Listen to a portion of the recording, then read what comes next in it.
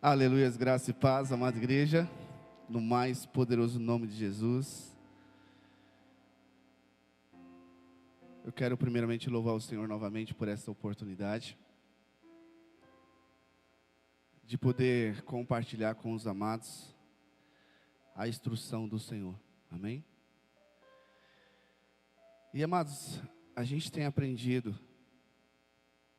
através do profeta do Senhor, que deste púlpito, muito obrigado, pastor auxiliar, Fernando,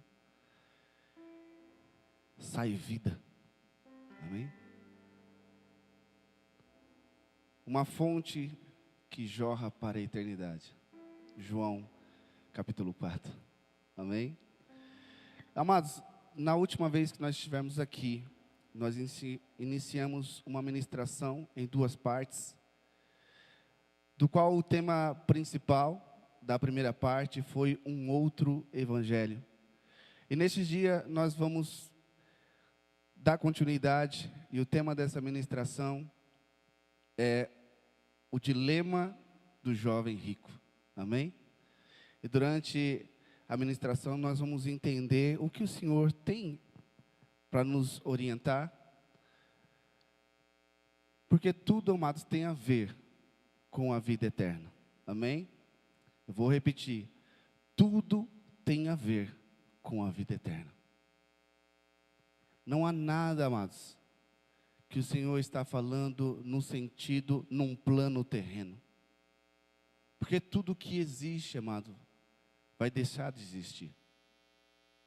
Apocalipse capítulo 21, ele diz que vai chegar o tempo, e esse tempo está próximo,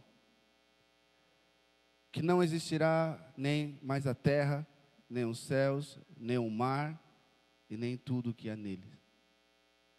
E o Senhor fará uma nova criação. E João declara que ele olhou para o céu e viu um novo céu e uma nova terra. A nova Jerusalém que descia do céu, ataviada como uma noiva para o seu noivo. E é isso, amados, é esse foco que a igreja deve ter. Isso parece algo simples, amados, mas na verdade, talvez não seja. Porque se nós olharmos no fundo do nosso coração, será que isso é real para nós? Amém? E nós não estamos falando daqueles que estão de fora, que sequer têm essa esperança. Nós estamos falando de nós, como alguém que foi tocado pelo Senhor, que está ouvindo a palavra de vida eterna, onde há uma esperança. E a questão é justamente essa: será que nós que estamos aqui temos de fato essa esperança? Porque se nós tivermos isso, a nossa vida vai estar totalmente voltada para aquilo que ainda há de se revelar, para aquilo que ainda há de se manifestar muito em breve. Amém? Antes de mais nada, eu quero trazer alguns textos para que a gente possa relembrar um pouco do que a gente falou na primeira parte. Amém? Um outro evangelho. E naquela ministração, amados, a gente trouxe esse tema porque há um outro evangelho. O evangelho significa as boas novas de Cristo Jesus, que nos trouxe o perdão dos nossos pecados. Efésios capítulo 2 fala que a gente estávamos mortos e por natureza estávamos destinados à ira. Nós já nascemos sem esperança.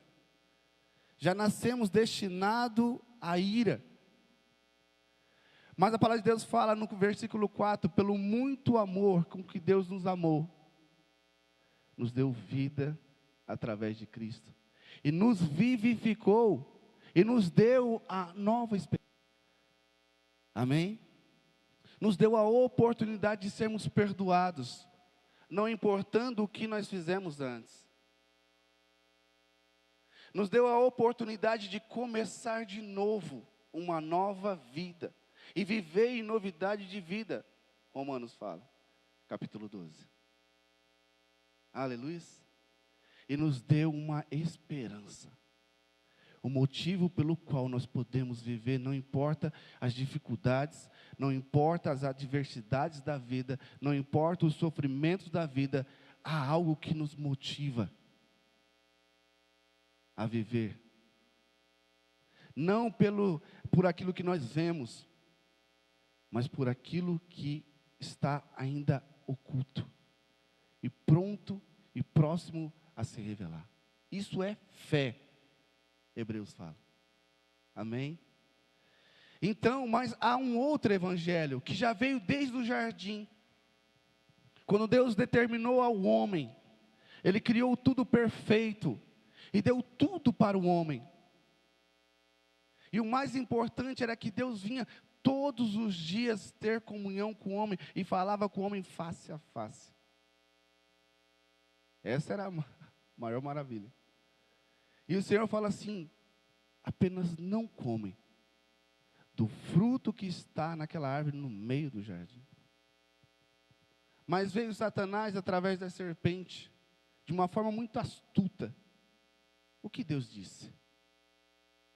E o homem e a mulher falou assim: a gente pode comer livremente de tudo, mas a gente não pode comer daquele fruto, porque se a gente comer, a gente vai morrer. O Senhor nos orientou assim. E a serpente, que era Satanás, falou: será? Eu acho que não é bem assim. E ele trouxe ali um outro evangelho, que já começou no céu, quando ele conseguiu tirar 1/3 dos anjos, desviar 1/3 dos anjos. E esse outro evangelho foi capaz, ele teve o poder de destruir aquela criação, de destruir aquela comunhão que Deus estabeleceu com o homem, a sua criação. Então entenda, amados, esse outro evangelho, que existe e está muito presente nos dias de hoje, ele é capaz, ele tem o poder de destruir, de afastar você e eu do Senhor. Aleluia. Então eu quero relembrar alguns textos para que isso fique muito bem estabelecido em nossos corações, amém? Abra a palavra de Deus em 2 Timóteo, capítulo 4. Nós iremos ler apenas 3 textos e depois entrarmos na ministração de hoje. Nossa amada arcebispa, ela falou algo muito poderoso. Na verdade, ela falou isso a vida inteira. A vida inteira. O nosso único propósito que Deus nos criou e nos fez nascer é para que a gente voltássemos para Deus. E nesse processo, para que a gente vivesse a nossa vida para Deus. Amém? Aleluia. 2 Timóteo capítulo 4, diz assim. Eu quero ler já a partir do verso 3, para que a gente ganhe um pouco de tempo. Diz assim a palavra de Deus: pois virá o tempo, e já veio, amém? Em que não suportarão a sã doutrina.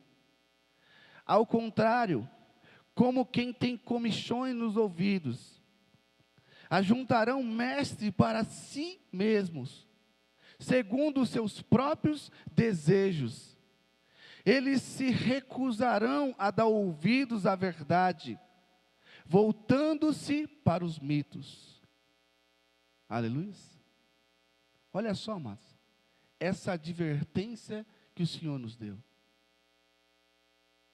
Porque entenda, nós vamos ver que a palavra de Deus declara que surgirão nesse tempo falsos mestres. Mas aqui parte do princípio que a vontade das pessoas era que de fato esses falsos mestres se levantassem. Isso parte do nosso coração. O Senhor declara que chegará o tempo, e esse tempo chegou, que as pessoas não suportarão mais a sã doutrina. O verdadeiro evangelho que tem poder de transformar nossas vidas. Que tem o poder de nos alinhar à vontade de Deus. que tem o poder de nos fazer olhar para o alto, como o Senhor declara em Colossenses capítulo 3, olhe para o alto, da onde vem a salvação. Que tem o poder de nos fazer viver essa vida terrena, não por essa vida terrena, mas para a vida que ainda há de se manifestar. Mas as pessoas, como quem tem comichão no ouvido, sabe quando você está, aquele incômodo, ajuntarão mestre para si mesmos, segundo os seus próprios desejos. E aqui, amados, traz uma mensagem, o que há no nosso coração. Qual é o desejo que há no nosso coração? Aleluia. Voltando para o capítulo 2, o Senhor fala, Ele estabelece o que é essa palavra. Verso 11 do capítulo 2 de 2 Timóteo. Esta palavra é digna de confiança. Se morrermos com Ele também viveremos. Se perseverarmos com Ele, também reinaremos. Se o negarmos, Ele também nos negará. Se somos fiéis, Ele permanece. Se formos infiéis, se nós decidimos não ser fiel ao Senhor, Ele permanece fiel, pois não pode negar-se a si mesmo.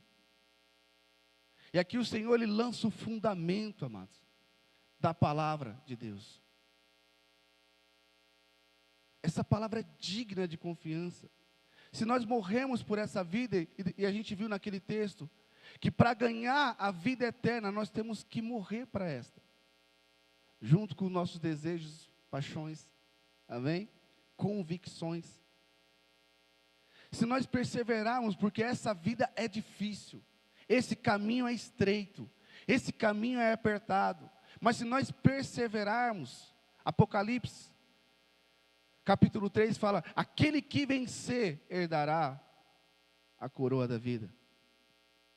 Com Ele também nós reinaremos. Mas se nós o negarmos, Ele também nos negará.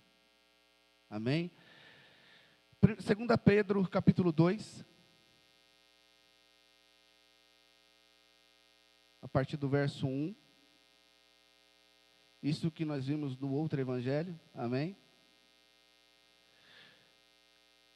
No passado surgiram falsos profetas no meio do povo, como também surgirão entre vocês falsos mestres. Estes introduzirão secretamente, de uma forma sutil, assim como a serpente fez com Adão e Eva, lá no jardim, heresias destruidoras. Amém? Peguem isso, amados.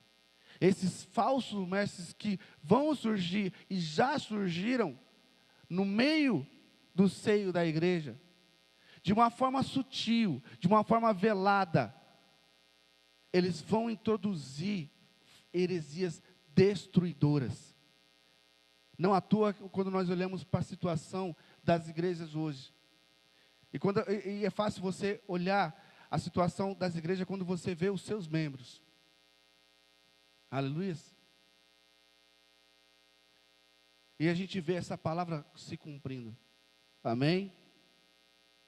Chegando a negar o soberano que os resgatou, trazendo sobre si mesmos repentina destruição.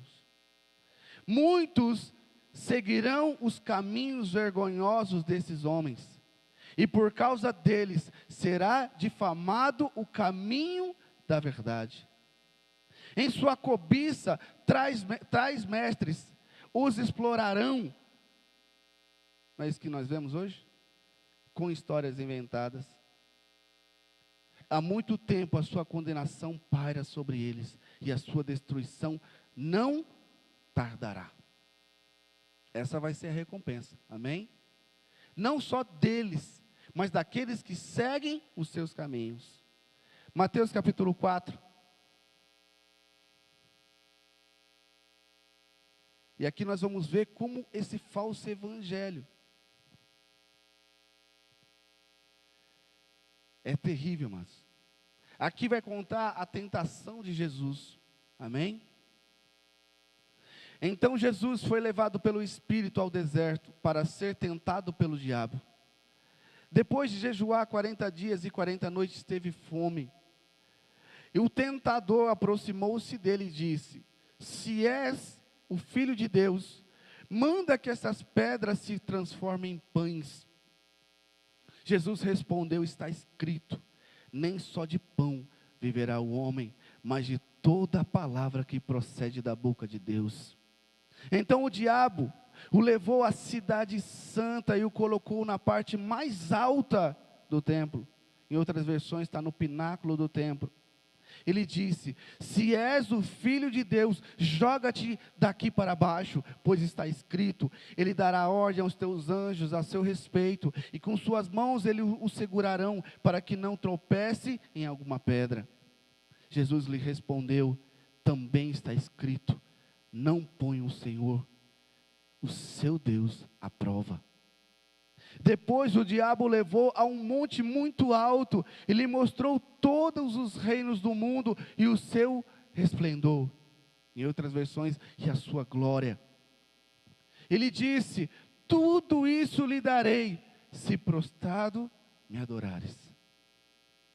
Jesus então lhe disse: retira-te, Satanás, pois está escrito, adore o Senhor, o seu Deus, e só a Ele lhe prestará culto.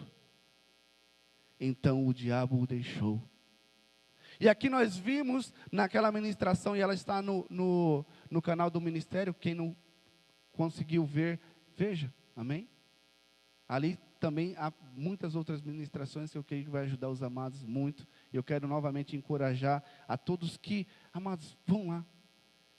Ouça as mensagens, se alimente, medite, amém? Se prepare, com certeza elas nos ajudarão a nos preparar, amém? Aleluia. E nós vimos aqui, amados, demos um foco, que olha o que Satanás disse, ele está falando com o próprio Jesus, amém? E se ele fez isso com Jesus, ele não faria conosco, amém? E tendo em base que ele iria trazer falsos mestres, queria introduzir heresias destruidoras, e essas heresias estão baseadas nessa base. Essa é a base do falso evangelho, do outro evangelho. Note que Satanás fala assim: você é o Filho de Deus? Então, por que você está passando por esse momento? Por que você está passando fome? É só você falar assim, que essas pedras se tornem pães. E na outra ocasião, ele falou: joga-te daqui para baixo. Ou seja, você é o Filho de Deus, você pode tudo. Joga-te daqui para baixo, que com certeza o Senhor vai enviar os seus anjos. Não é isso que a palavra de Deus fala?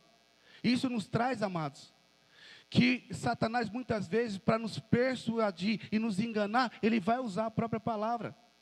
Ele vai distorcer a verdade da palavra de Deus para alcançar o seu objetivo. E esse objetivo, todas as vezes, vai estar linkado aos seus propósitos, aos seus objetivos, aos seus desejos. Não é isso que nós ouvimos? Aleluia. Então o diabo, ele fala assim: você é o Filho de Deus, por que você está passando essa situação? Você é o Filho de Deus, por que você está... as pessoas estão fazendo isso com você? Você é o Filho de Deus, você não poderia passar nada disso. Aleluia. Mas esse é um outro evangelho. Aleluia. Então, tendo por base disso, amados, eu quero que os amados abram a palavra em Lucas, capítulo 18. A partir do verso 18. Há um outro evangelho, amados, que na verdade passou a existir desde o céu, quando Satanás se rebelou contra Deus e conduziu e conseguiu persuadir 1/3 dos anjos. E ele trouxe esse outro evangelho lá no jardim e conseguiu fazer com que o homem se rebelasse contra Deus. E esse evangelho continua até os dias de hoje. agora dentro de muitas igrejas, conduzindo muitos a se rebelar contra Deus. Amém? E olha essa história, Lucas capítulo 18, verso 18 diz assim, porque nós falamos que, amados,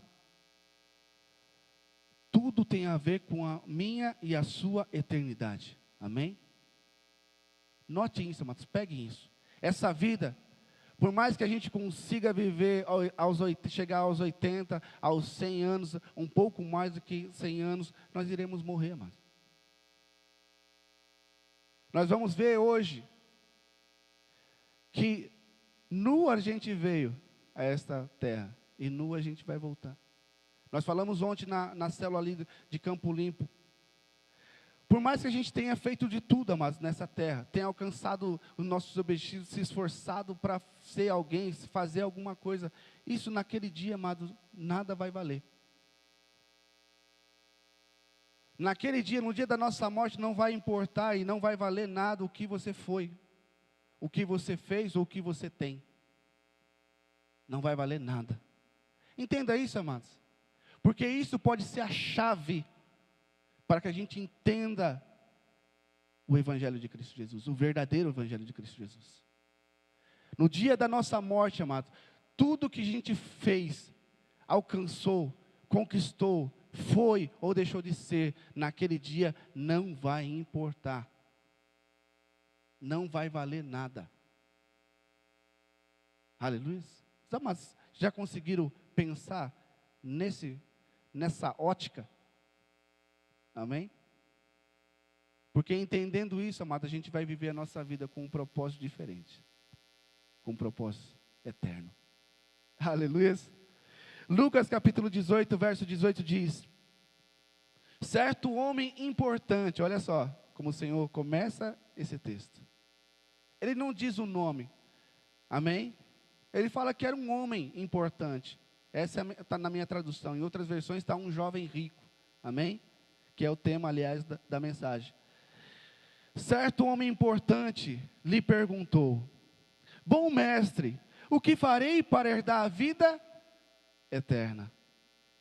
Amados, isso é tão impressionante, porque esse jovem, importantíssimo, rico, ele foi até Jesus, ele reconheceu Jesus, porque ele chamou Jesus de mestre, amém? Você naquela cultura, na cultura judaica daquele tempo, e até nos dias de hoje, você não chama qualquer um de mestre, amém? Para alguém ser reconhecido como mestre, ele realmente tinha que ter algo diferente. Então ele reconhece Jesus como mestre, ele vai até Jesus, ele reconhece Jesus como mestre, e ele faz a pergunta certa, amado. Essa era a pergunta que todos nós deveríamos fazer, e ter em nossa mente, ter em nosso coração: mestre, o que farei? Note que ele pergunta: o que eu devo fazer? Entende? O que eu devo fazer? Isso mostra que ele realmente estava interessado naquilo, e que ele estava se esforçando naquilo, para obter aquilo. Mestre, o que farei para herdar a vida eterna? Aquela que não tem fim, aquela que é para sempre. Por que você me chama bom? Respondeu Jesus: não há ninguém bom que seja bom, a não ser somente Deus. Você conhece os mandamentos? Não adulterarás, não matarás, não furtarás, não dará falso testemunho, honra o teu pai e a tua mãe. Então Jesus, ele começa a trazer alguns dos mandamentos. E o jovem diz assim: tudo isso tenho obedecido desde a minha adolescência, em outras versões, desde a minha juventude, disse ele. Note, amados, que esse jovem, ele era um jovem religioso. Ele conhecia, de certa forma, o Senhor, os seus mandamentos. Ele se esforçava, ele era bem educado. Ele vivia numa certa moralidade. Amém? Porque talvez essa deve ser a nossa condição. Aleluia. Mas olha o que o Senhor disse. Ao ouvir isso, Disse-lhe Jesus: falta-lhe ainda uma coisa. Vou falar que nem o arcebispo Conrado. Vira para o irmão que está do seu lado e fala assim: ainda falta uma coisa. Amém? Amados, isso é muito sério, amados. Porque olha o que Jesus fala. Depois que ele recebeu o relatório daquele jovem, o seu procedimento, como ele vivia, ele fala assim: amém, mas te falta uma coisa. Amados, eu meditando nessa mensagem, nessa palavra, nesse texto, aliás, e o Senhor me fez entender algo que para mim, talvez os amados conseguiram entender primeiro que eu, mas naquele momento o Senhor falou assim, note que ele falou: falta ainda uma coisa. É como se Jesus estivesse falando assim: amém, amados, parabéns, mas ainda te falta uma coisinha só falta isso. Se você conseguir isso, amados, você está dentro, você vai alcançar. Uma coisa, amados, às vezes a gente se esforça, faz uma faculdade de 7 anos, aí falta só um ano, falta só um mês para terminar. Às vezes você começa a construir algo, e você faz uma grande construção, e às vezes só falta um detalhinho só aquilo para você finalizar aquilo. Para esse jovem, amados, faltava só uma coisa. Vocês conseguiram entender a profundidade dessa palavra? Falta ainda uma coisa, só uma coisa. É como se Jesus estivesse falando assim: amado, você está indo bem, te falta só uma coisa, só isso. Só te falta isso para você entrar no reino dos céus. Só te falta isso para você alcançar a vida eterna. Amém? E note que essa pergunta é a mesma pergunta que o Senhor vai fazer para mim e para você hoje. Falta ainda uma coisa. Uma só. É só isso que te falta. E Jesus fala o que faltava. Vai, vende tudo o que você possui e dê o dinheiro aos pobres, e você terá um tesouro no reino dos céus. Depois você vem e me siga. Ouvindo isso, ele ficou triste, porque era muito rico. Aleluia. Amados, só faltava uma coisa. Uma coisa só para ele alcançar o objetivo do qual ele foi até Jesus, a vida eterna. Ele tinha um entendimento da vida eterna, porque foi essa pergunta que ele foi fazer para Jesus. Mas o Senhor falou assim: falta uma coisa só para você. E às vezes, amados, falta uma coisa só para mim e para você. Mas esse jovem, amados, é como aquele corredor que corre uma maratona. Ele corre por 3 horas, várias dezenas de quilômetros, e às vezes falta só 100 metros para ele chegar. E quando ele chegou ali, só faltando 100 metros, ele já via a faixa da chegada. E ele desiste: eu não quero mais, eu vou desistir. Faz sentido isso, amados? Será que algum de nós, nesse exemplo, você correu uma maratona de 50 quilômetros, se esforçou, se desgastou, e faltando 100 metros, 50 metros, só mais alguns passos, você simplesmente para e fala assim: não quero mais. Foi isso que esse jovem rico fez. Quando o Senhor confrontou aquilo que de fato era importante para ele, aquilo que de fato era o tesouro dele. E aqui, amados, traz uma mensagem muito séria, muito crítica, porque quando ele foi até Jesus, o que pareceu estar no coração dele era a vida eterna. Mas o Senhor, quando ele fez esse confronto com ele: te falta uma coisa só, vai e vende tudo, substitua o seu tesouro, aquilo que é importante para você, substitua isso, e você alcançará a vida eterna. Ele falou não. Ficando triste, ele voltou para trás. Aleluia. Vendo-o entristecer, Jesus disse: como é difícil um rico entrar no reino dos céus. Ainda bem que Jesus falou como é difícil, ele não falou que é impossível. Amém? Ele só falou que a dificuldade talvez seja maior. Aleluias. Amados, eu quero iniciar essa ministração desse dia, porque esse jovem rico, quando foi confrontado por Jesus, ele entrou num dilema. E essa é a mensagem de hoje, o dilema do jovem rico. E nós devemos pensar qual é o nosso, porque todos nós vivemos este dilema, amados. Quando nós já chegamos ao Senhor, e o Senhor muitas vezes fez algo muito lindo na nossa vida. Amém? A forma com que o Senhor nos encontrou, com que nós nos aproximamos do Senhor, pela graça e misericórdia dEle, às vezes foi algo muito lindo que o Senhor fez na minha e na sua vida. Na minha vida foi algo muito lindo. Amém? Mas vai chegar o tempo, e esse tempo é hoje, que o Senhor vai nos confrontar no dilema que há em nossas vidas. Porque aqui esse dilema está baseado no quê? O que de fato é importante para você? O que de fato, qual é o tesouro que há no seu coração? Porque quando nós falamos de tesouro aqui, no caso desse jovem, ele era rico mesmo, mas eu não sou. Mas qual que é o que é importante? Aqui não é uma questão de valores, é uma questão de importância. Amém?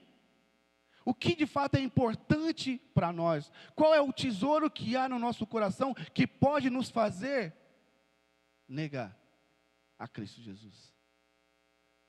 Negar a graça da salvação. Amém? Nós tivemos uma célula semana passada, e eu cheguei a falar, comentei um testemunho, eu acompanhando um casal já há algum tempo. E o homem, né, ele é uma pessoa muito quebrantada. E ele quer, você vê que ele almeja mudar de vida, querer o Senhor. Mas a esposa dele, infelizmente, não quer. E eu ministrando, acompanhando eles ali. E chegou um ponto, e assim, ao mesmo passo que ele quer vir, e ele se esforça para vir, a esposa dele não quer, e ele retrocedia, e ele caminhava sentido a esposa. E um dia eu cheguei assim para ele e falei assim: amado, se sua esposa escolher ir para o inferno, você vai escolher ir com ela? E para o meu espanto, e para o espanto de todos aqueles que estavam naquela célula. Amém. O bispo Cidinha quer apresentá-los aqui? Louvado seja Deus. Aleluia.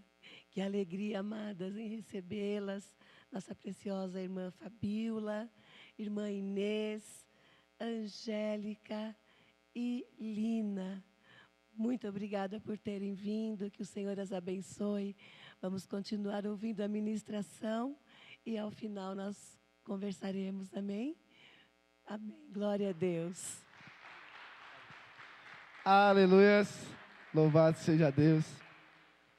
E eu perguntei para esse homem, eu falei assim: se sua esposa decidir, amados, ir para o inferno, você vai com ela? E para o espanto de todos aqueles que estavam, para mim foi o espanto na hora, e quando eu compartilhei foi o espanto de todo mundo. Ele falou assim: eu vou. Porque esse era o tesouro dele. Aleluia. Isso é sério, amados. Isso é sério. E talvez esse pode ser o tesouro de alguém, de alguns. A esposa, o esposo, o filho, os pais, a condição, né? A profissão, o sonho que foi realizado. Aleluia. E essa é a questão, esse é o dilema, amados, de todos nós. Qual é o tesouro que há em nosso coração? Que vai competir com o tesouro da salvação que Cristo nos deu, com a promessa da vida eterna. Esse foi o dilema do jovem rico, e esse é o nosso dilema, em algum nível, em algum ponto. Aleluia. E é esse dilema que todos nós, eu espero que todos nós sejamos confrontados hoje, para que a gente não faça como esse homem falou, ainda que ainda há, a porta do arrependimento ainda está aberta, amém? ele pode se arrepender, a esposa dele pode se arrepender. Aleluia. A Bíblia não declara qual foi o final desse homem, desse jovem rico. Mas talvez se ele tivesse arrependido, estaria aqui. Aleluia. E muitos são aqueles, amados, que realmente escolhem os seus próprios tesouros. Tesouros perecíveis. Como eu falei no início da ministração. Quando chegar aquele dia, que ele vai ser tirado dessa terra e ele vai se deparar com a verdadeira vida, com a eternidade. E ele escolheu algo perecível. E no final, ele nem levou nada daquilo. Aleluia. Então esse é o dilema do jovem rico e esse é o meu e seu dilema. Amém? Qual é o tesouro que está no seu coração que compete? Que faz com que você pare e negue o verdadeiro tesouro da salvação. Amém? Aleluia. Mateus capítulo 13, verso 44. Mateus capítulo 13, o Senhor, Ele dá uma série de ensinos por meio de parábolas, amém? Tudo relacionado ao reino dos céus, amém? Ele não está falando nada do reino dessa terra, Ele sempre apontou para o reino dos céus, para aquilo que é imperecível, incorruptível, que nunca acabará, que nunca se estragará, que é eterno. E dentro dessa série de ministrações, ele fala assim, o reino dos céus é como um tesouro escondido num campo. Certo homem, tendo encontrado, o escondeu de novo, então cheio de alegria. Aleluia. O jovem rico ficou triste. Mas este homem, ele cheio de alegria, foi e vendeu tudo o que ele tinha e comprou aquele campo e tomou posse daquele tesouro. Aleluias. Olha o oposto, mano. E é isso que o Senhor quer que cada um diga. Foi isso que o jovem rico não entendeu. Que aquele tesouro, esse homem, essa parábola aqui, o Senhor quer nos ensinar, que quando aquele homem encontrou aquele tesouro, ele olhou para si, olhou para a sua vida e falou, isso não é nada comparado a esse tesouro. E aí ele cheio de alegria, porque ele entendeu o valor, o verdadeiro valor daquele tesouro, ele foi e vendeu tudo que ele tinha para comprar aquele campo, não para comprar o tesouro, para comprar aquele campo, onde aquele tesouro estava escondido, e assim eles tomar posse daquele tesouro. Ontem nós falamos na célula, a salvação ela é de graça, mas ela tem um preço. E qual é o preço? Não é nenhum valor, do valor dinheiro que a gente conhece. Nós vamos ver que é renúncia. Eu quero só abrir um parênteses aqui, dentro desse texto. Abre em Lucas, a gente vai entender qual que é esse valor, para que fique muito claro, amém? Lucas, capítulo 14, verso 33. Jesus, nesse ensino, ele começa novamente a dar um ensino por meio de parábola, e ele fala assim, acerca da salvação, foi isso que nós ministramos ontem ali. Ele fala assim, qual de vocês que quer construir algo, e antes de você construir algo, você não vai, senta primeiro, para ver se você tem condições, para ver se você é capaz de conseguir terminar aquela obra que você começou. Porque se você começar a construir, e você não conseguir terminar, você vai ser motivo de zombaria. E aí ele dá um segundo exemplo, ele fala assim, qual é o rei que tendo um exército de 5.000 homens, e vai lutar contra outro rei que vem contra ele, que tem um exército maior, ele primeiro não se assenta e vê, será que eu consigo vencer aquele outro rei? Eu tenho 5.000 homens, aí ele tem 10, 15, será que eu consigo vencer ele? Porque se ele não conseguir, se ele vê que não há possibilidade, ele nem vai entrar na batalha. Ele vai antes mandar mensageiro pedindo paz. Aí ele fala assim, ó, verso 33, de igual forma, da mesma forma, qualquer de vocês que não renunciar a tudo o que possui, e eu estou falando daquilo que está no nosso coração, o tesouro que há no nosso coração, amém? Não pode ser o meu discípulo. Esse é o preço.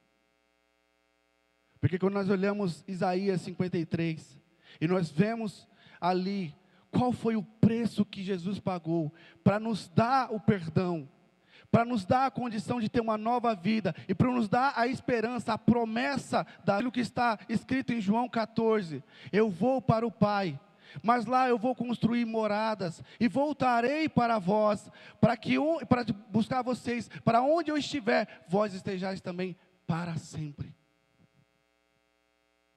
Esse preço, nós vemos ali em Isaías capítulo 53, quando nós lemos ali e vemos o tamanho do sofrimento que Cristo passou naquela cruz, onde a palavra declara, em Isaías 53, ele fala assim, aqueles que viam Jesus desfigurado, chicoteado, não podiam nem reconhecer ele como um homem, de tão desfigurado que ele estava. Aleluias. Entenda isso, amados. Esse foi o preço que Jesus pagou para nos dar essa esperança, para nos dar essa promessa. Para não importar se você é um assassino, se você é um ladrão, se você é um corrupto, Ele te perdoa e lança tudo o que você fez no mar do esquecimento. E Ele te dá uma nova oportunidade de viver uma vida agora nova, com a promessa, com a esperança da vida eterna. Foi esse o preço que Ele pagou. Quando Ele era chicoteado, e quando eles tiravam, e aquele chicote tinha aqueles pedaços de osso, e quando eles arrancavam, tiravam, puxavam, saía carne junto. Aquela coroa de espinho, com os espinhos de 30 centímetros, cravada no seu crânio. Quando ele foi zombado, não és tu o Filho de Deus? Então fale, ó. Zombado, cuspiram nele. Ele teve que carregar, nesse estado, a sua cruz até o Gólgota. Foi esse o preço que ele pagou, para nos dar esse tesouro, o verdadeiro tesouro. E no entanto, qual é o tesouro que há no nosso coração? Que nos faz rejeitar esse sacrifício, que nos faz rejeitar esse tesouro que foi conquistado na cruz. Essa é a gravidade. Quando aquele jovem se deparou nesse dilema, triste, porque ele era muito rico. Aquele era o tesouro do coração dele. Aleluia.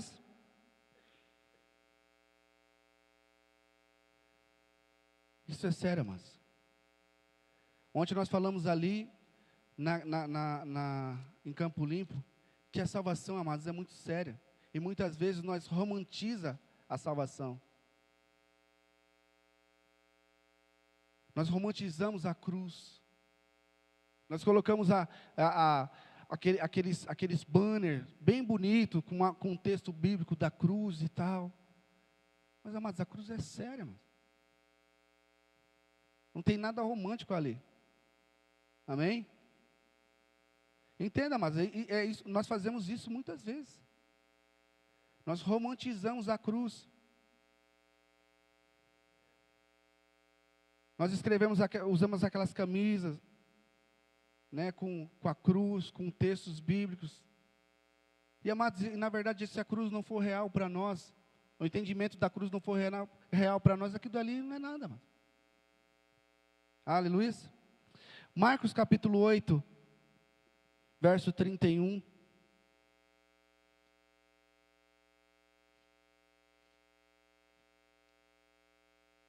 A igreja se tornou um lugar de entretenimento, um lugar de um programa, né?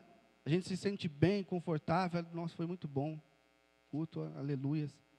Mas, amados, na nossa vida ainda há um tesouro lá. Aleluia. Marcos capítulo 8, verso 31, diz assim: então ele começou a ensinar-lhes que era necessário que o Filho do Homem sofresse muitas coisas, isso que a gente falou aqui, o preço da cruz, que o Filho do Homem sofresse muitas coisas, e fosse rejeitado pelos líderes religiosos, pelos chefes dos sacerdotes, e pelos mestres da lei, fosse morto, e 3 dias depois ressuscitasse. Ele falou claramente a esse respeito. Então Pedro, chamando-o à parte, começou a repreender Jesus. Esse mesmo Pedro, nessa mesma situação, em Mateus fala que ele teve uma revelação tremenda de Deus. Jesus fala assim: quem é o Filho de Deus para vocês? Porque os outros estavam falando, não, é um profeta, é um grande homem de Deus. E Pedro, ele teve a revelação do alto: tu és o Filho de Deus, o Cristo. Mas quando Jesus começa a falar assim, vai ser necessário, obrigatório, não há outro caminho, não há um caminho paralelo, é necessário, é obrigatório que o Filho do Homem sofra muitas coisas, apontando para Isaías 53, para a promessa que iria se cumprir pouco tempo depois. Aí Pedro chega para ele assim, aquele mesmo Pedro que teve a revelação que ele é o Filho de Deus, fala assim, chama ele de canto assim, e começa a repreender Jesus. Quando nós lemos Lucas, qual que é essa repreensão? Ele fala assim: mestre, não, tenha dó de ti mesmo, que isso nunca te aconteça. Aleluia. Jesus, porém, voltou-se e olhou para os seus discípulos. Aí ele expõe Pedro. E repreendendo Pedro, disse assim: para trás de mim, Satanás. Porque você não conhece as coisas do alto. Ou seja, em outras palavras, vocês não conhecem as coisas eternas.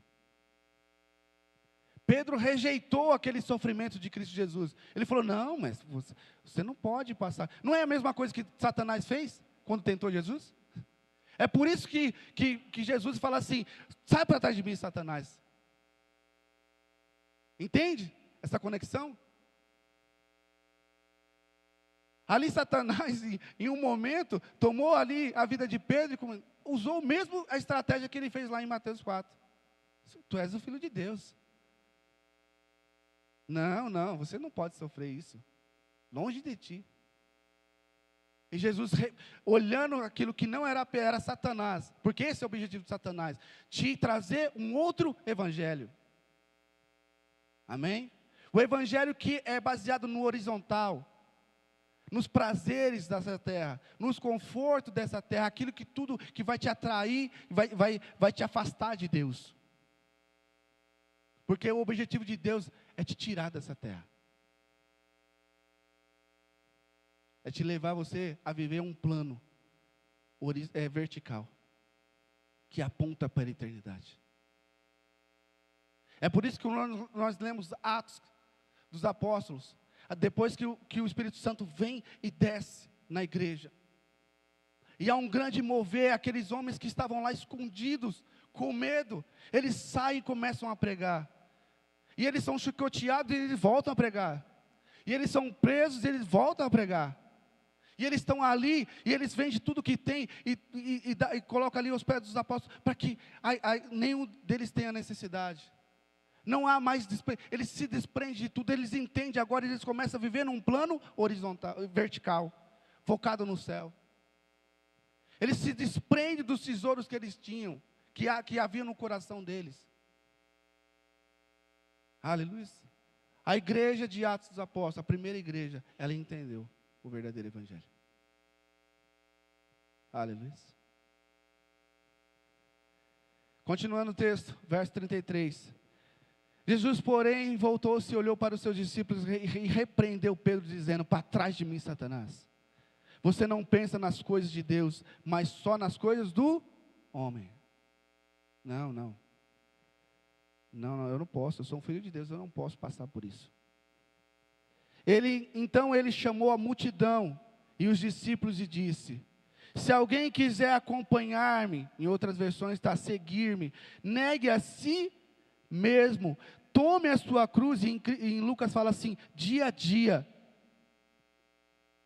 e siga-me. Pois quem quiser salvar a sua vida, essa vida, que é baseada no tesouro que há no seu coração, vai perder a vida eterna. Aleluia. Mas quem perder a sua vida, esta vida, por minha causa, e pelo Evangelho, pelo propósito de Deus, a salvará. Pois que adianta o homem ganhar o mundo inteiro e perder a sua alma?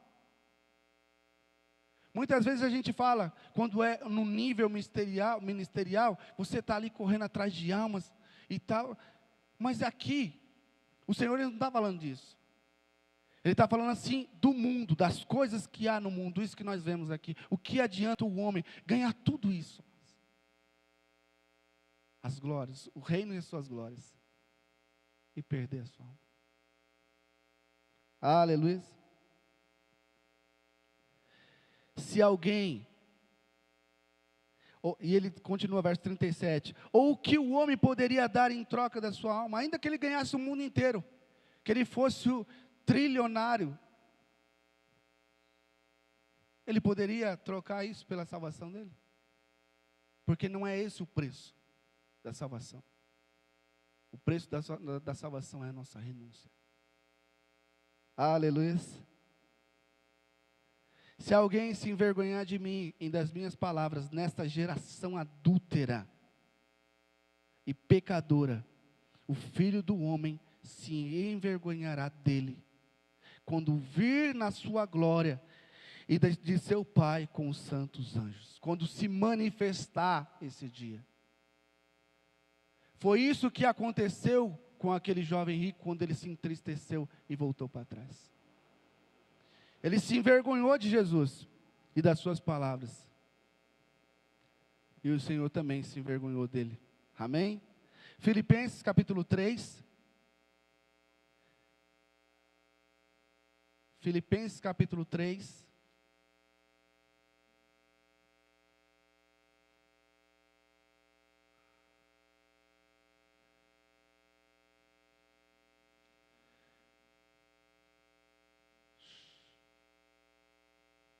Verso 7.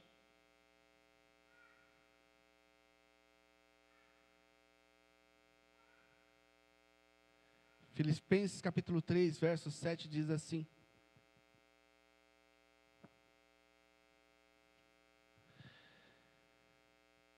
mas o que para mim era lucro, passei a considerar como perca, por causa de Cristo.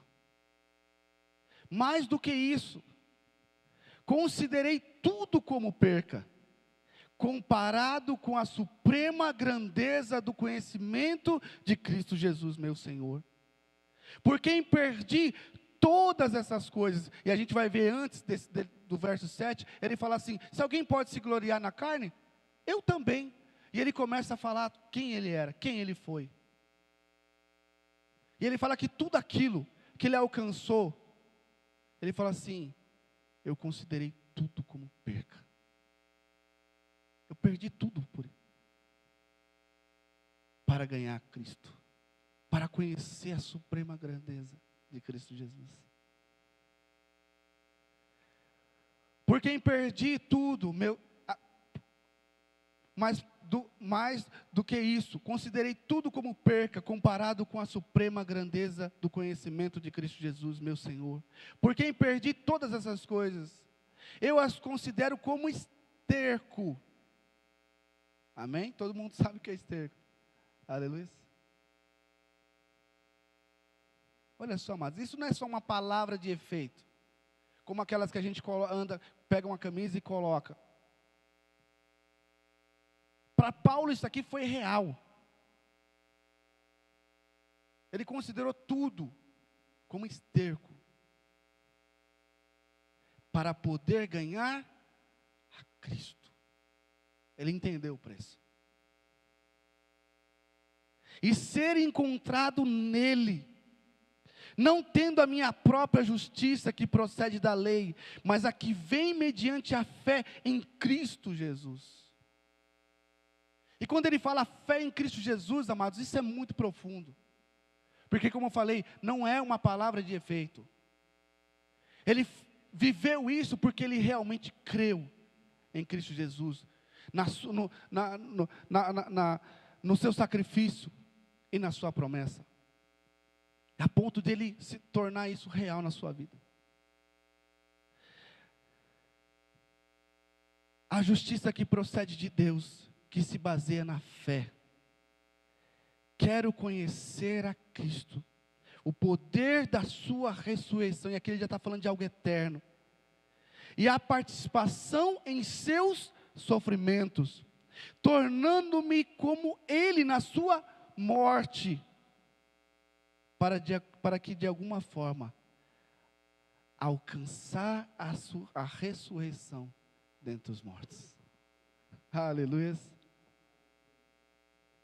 Quando a gente vai em Jó, vamos ver em Jó? Abra a palavra de Deus em Jó. Jó capítulo 1.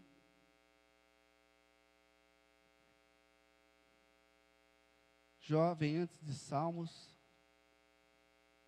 Jó capítulo 1. Diz assim, verso 1. Na terra de Uz vivia um homem chamado Jó. Ele era um homem íntegro e justo, e temia a Deus, e evitava fazer o mal. Tinha ele 7 filhos e 3 filhas, e possuía 7.000 ovelhas, 3.000 camelos, 500 juntas de boi e 500 jumentos. E tinha muita gente ao seu serviço.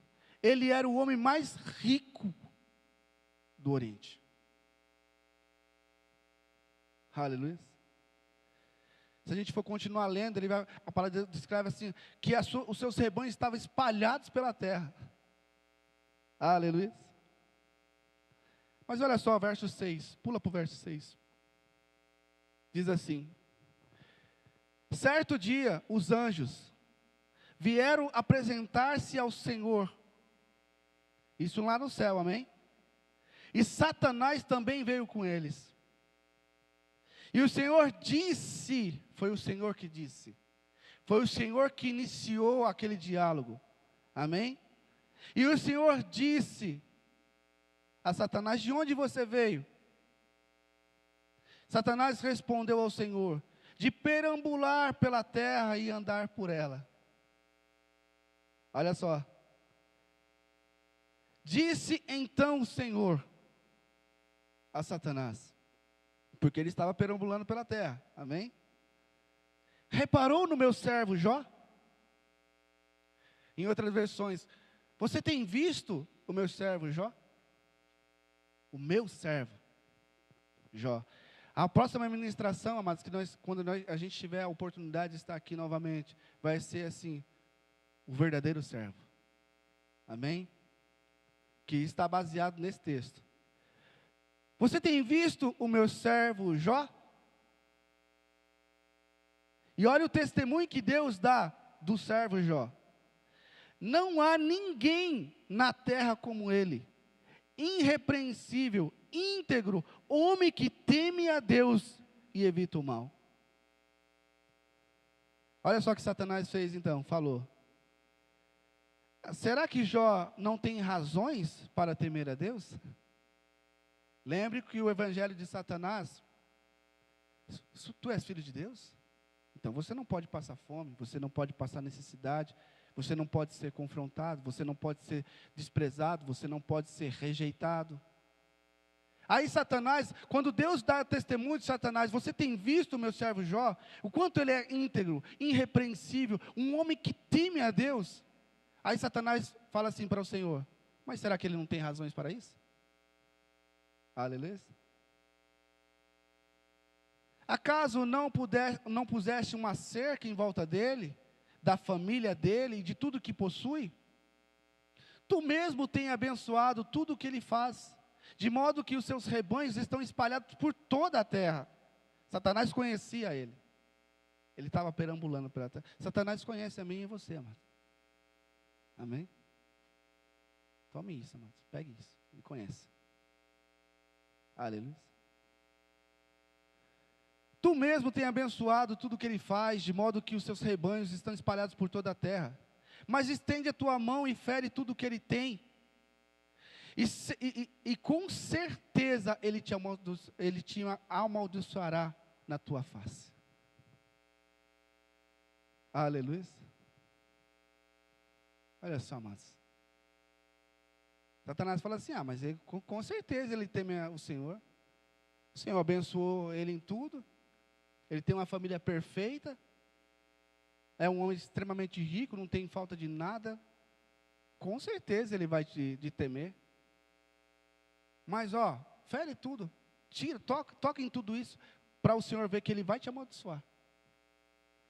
Aí o Senhor disse a Satanás, pois bem então. Aleluia.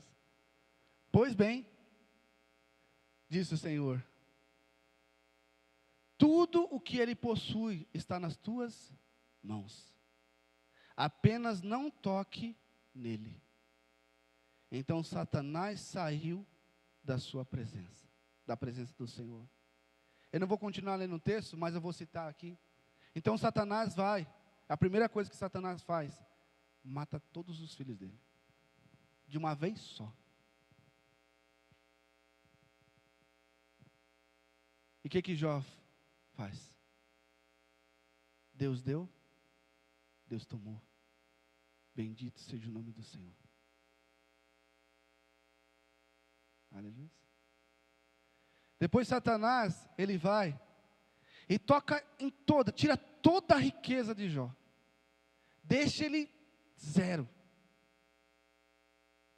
E o que Jó faz?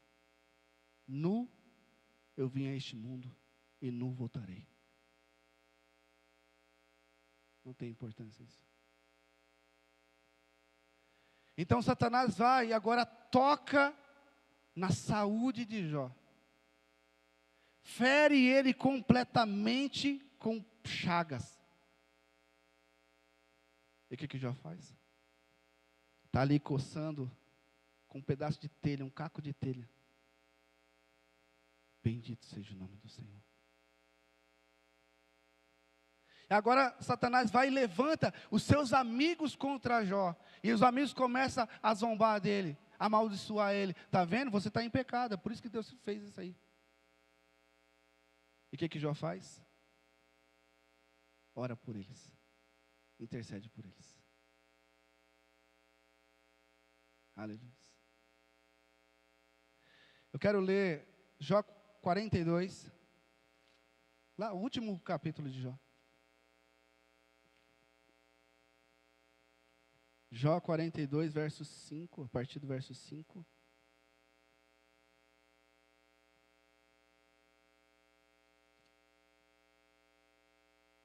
Diz assim: os meus ouvidos já tinham ouvido falar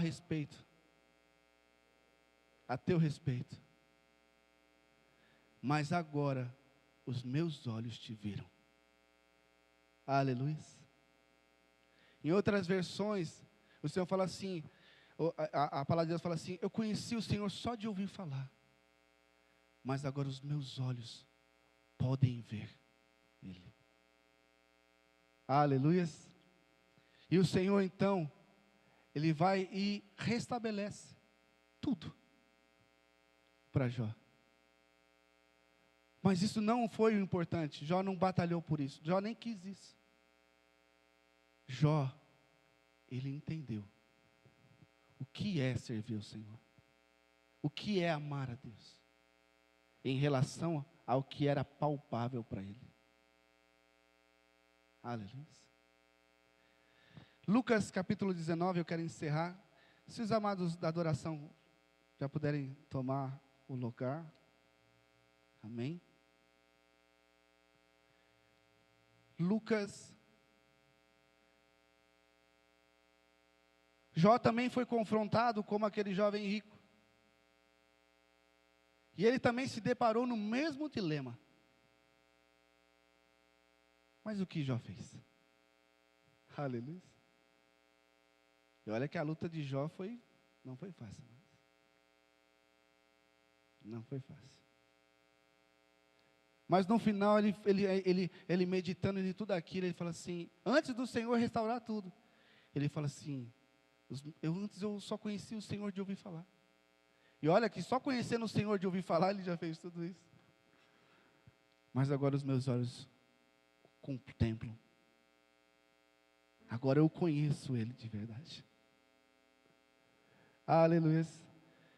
Lucas capítulo 19, a partir do verso 1, diz assim: Jesus entrou em Jericó e atravessava a cidade. Havia ali um homem rico, chamado Zaqueu, chefe dos publicanos, e ele queria ver quem era Jesus. Entende? Todos eles foram até Jesus. Nós também vamos até Jesus, podemos ir até Jesus. Isso é importante? Obviamente que é, mas ainda é só um passo, porque o que o Senhor quer é substituir o tesouro do seu coração, para que estabeleça o verdadeiro tesouro, que é Ele mesmo, e a sua glória, sua eternidade. Mas sendo ele de pequena estatura, não conseguia, por causa da multidão. Assim correu adiante e subiu numa figueira brava para vê-lo, pois Jesus ia passar por ali. Interessante, a cidade de Jericó, desde o começo, ela foi declarada como uma cidade amaldiçoada, semelhante à terra. Quando o homem caiu, a palavra de Deus fala que a terra foi amaldiçoada, e ela é amaldiçoada até o dia de hoje. É por isso que na Bíblia, quando a gente fala de Jericó, é um símbolo dessa terra. É interessante que mesmo Jericó sendo uma cidade amaldiçoada, era uma cidade extremamente rica, extremamente próspera, semelhante a essa terra. E ali havia um homem que era muito rico. E ele queria ver Jesus. Aleluia. Por algum motivo, ele queria ver Jesus. Amém? A Bíblia não declara qual exatamente era esse motivo. Talvez fosse o mesmo motivo do jovem rico. Amém? Só que ele era de pequena estatura. Havia algumas dificuldades, mas mesmo assim ele venceu essas dificuldades. E ele subiu numa figueira brava. Se os amados depois forem pesquisar o que é uma figueira brava, não é uma árvore simples de subir. Ainda mais para quem era pequeno. Aleluia. E ele foi e subiu, porque ele queria ver Jesus. Jesus ia passar por ali. Quando Jesus, verso 5, quando Jesus chegou àquele lugar, olhou para cima e disse: Zaqueu, desce depressa, porque me importa repousar na sua casa. Aleluia. Zaqueu desceu depressa e recebeu. A palavra declara que a multidão vendo aquilo e conhecendo quem era Zaqueu, um homem ruim, mau, mas esse vai comer com um pecador? Porque isso também pode acontecer na minha e na sua vida. Quando a gente vai até Jesus e recebe Jesus, as pessoas vão falar: mas vai se levantar a oposição. Mas aquilo não queria nem saber. E ele recebeu Jesus na casa dele. E aqui, amados, há uma chave. Porque o Senhor, a palavra de Deus fala que lá em Apocalipse, que Ele está batendo na porta do nosso coração. E Ele deseja entrar e cear conosco. Zaqueu, ele recebeu Jesus. E quando Jesus começou a ministrar ele, a Bíblia não declara, mas Jesus começou a ministrar ele e falar da grandeza, da glória de Deus. Zaqueu entendeu. Ele se encontrou no mesmo dilema do jovem rico. Ele se encontrou no mesmo dilema que eu e você. Mas o que Zaqueu disse? Ele falou assim: mestre, de tudo que eu tenho, a metade eu vou doar para os pobres. A outra metade, todos aqueles que eu fiz mal, e ele sendo um chefe do publicano, ele fez muito mal. eu vou pagar todo, retribuir a todos eles, 4 vezes mais. Em outras palavras, Zaqueu renunciou a tudo. Ele que trabalhou, se esforçou, viveu para chegar no lugar onde ele chegou, mesmo fazendo mal. Ele falou assim: eu entendi. Eu não quero mais esse tesouro. Isso aqui é perecível, eu não quero mais isso. Senhor, eu vou me desfazer de tudo. Eu vou renunciar a tudo, porque agora eu entendi que há um verdadeiro tesouro. E eu quero esse verdadeiro tesouro. E Jesus falou para ele assim: hoje,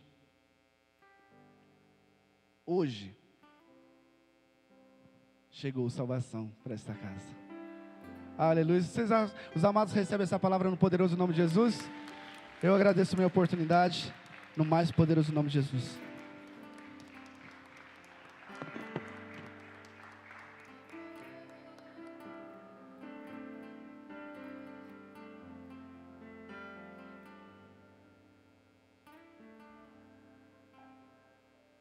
Tu és Jeová,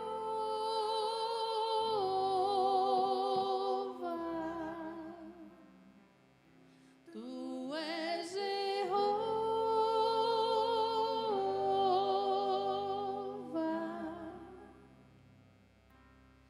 Tu és Jeová, Jeová, Jeová.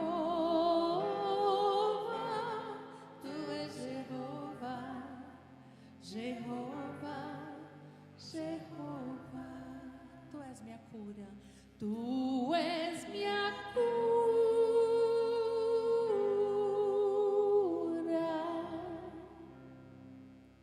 Tu és minha cura,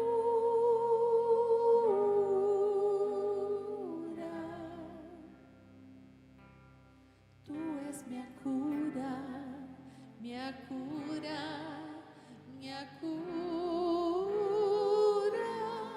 Tu és minha cura, minha cura, minha cura. Tu és Jeová,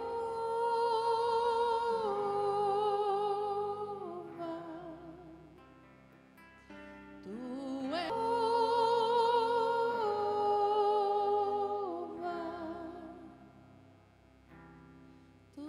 Jeová, Jeová, Jeová, Tu és Jeová, Jeová, Jeová, Tu és Messias, Tu és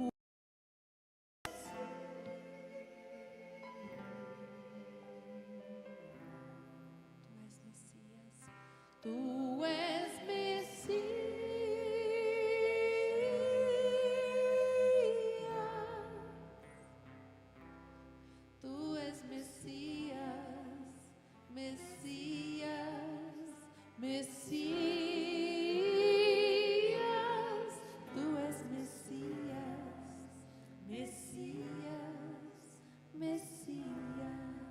Jesus, Tu és Jesus,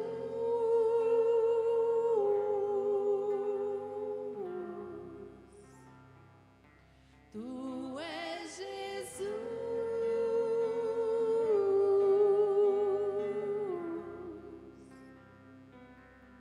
Tu és Jesus, Jesus, Tu és Jesus, Jesus.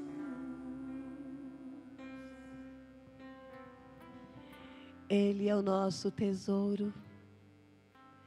Ele é aquela pérola de grande valor que aquele homem encontrou, foi, vendeu tudo que tinha e veio comprar aquele terreno, porque ele tinha achado um grande tesouro. Jesus, Ele é o nosso tudo, amados. E tudo que nós precisamos, tudo que nós pedimos, tudo que nós temos, somos, Tudo pertence a Ele, das mãos dEle nós recebemos e para as mãos dEle nós devolvemos. Ele é o nosso Senhor. E Ele disse que onde estivesse o nosso tesouro, aí também estaria o nosso coração. Então, que o nosso tesouro seja Ele mesmo. Porque se assim for, Ele será o nosso tesouro para sempre. O nosso coração estará sempre cheio da sua presença. O nosso coração estará cheio sempre da glória dEle, da presença, da misericórdia, da graça do Senhor. Amados, não há nada impossível para Deus em todas as suas promessas. A única coisa impossível para Deus é um coração duro, um coração de carne, de pedra, um coração que não se abre para Ele, porque aquele que quando Ele bate, abre a porta, Ele entra, faz morada e faz novas todas as coisas. Por que eu digo que é um coração, aquele coração duro é impossível? Porque Deus não arromba a porta. Ele pede, Ele bate. Se nós abrirmos, Ele vai entrar. E lá em Apocalipse Ele diz: e eu cearei com Ele, e Ele comigo. Louvado seja Deus. Senhor, nós queremos Te agradecer por esta palavra, Pai. Porque muitas vezes, Senhor, nem temos nada como tinha aquele jovem. Muitas vezes nem temos bens, não temos nada.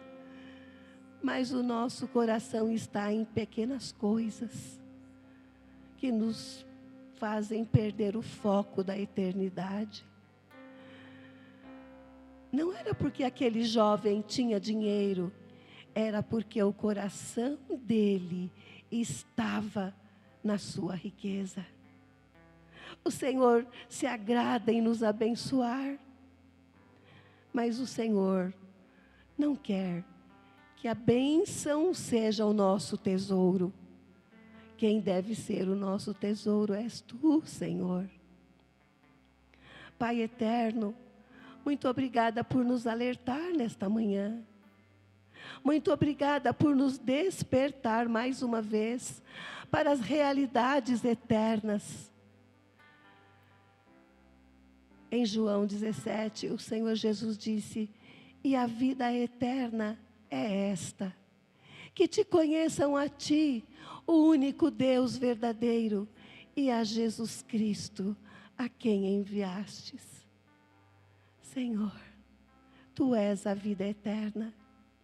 E nós queremos este tesouro. Nós queremos o tesouro da vida eterna. Nós queremos a Ti, Senhor. Levante a sua mão e repita comigo esta oração. Precioso Senhor Jesus, eu entendi esta palavra hoje. Que o meu tesouro deve ser somente o Senhor. As demais coisas, o Senhor vai acrescentar, porque tem prazer em nos abençoar. Precioso Senhor Jesus, eu me arrependo por muitas vezes ter colocado o meu coração em tudo e em todos e ter excluído o Senhor do trono do meu coração. Mas nesta manhã, entendendo esta palavra, eu me arrependo dos meus pecados e eu Te convido, Senhor Jesus, a entrar no meu coração. Eu abro a porta e Te convido e Te peço, Senhor, venha ser o meu único Senhor, o meu único Salvador. Faça morada em mim e seja a minha única riqueza, o meu único tesouro. Senhor Jesus, escreve o meu nome no livro da vida do Cordeiro. Enche-me do teu Espírito Santo e guia os meus passos para o glorioso reino de Deus. E no poderoso nome de Jesus, eu declaro que assim como tu dissestes para Zaqueu, hoje houve salvação nesta casa, na minha vida, em nome de Jesus. Aleluia. Louvado seja o nome do Senhor. Aleluia. Aleluia. Aleluia. Aleluia. Glória a Deus.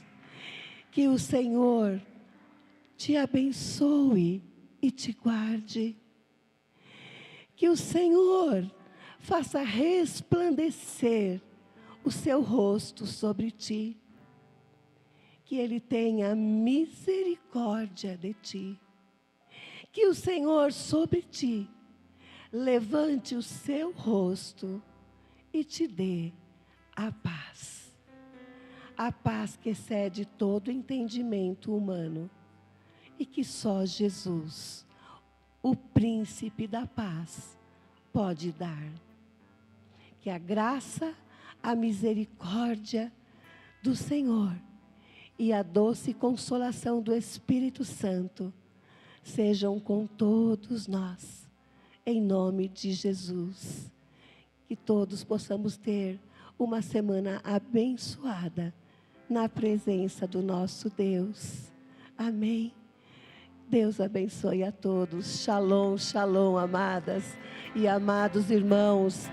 Nós temos depois uma comunhão ali.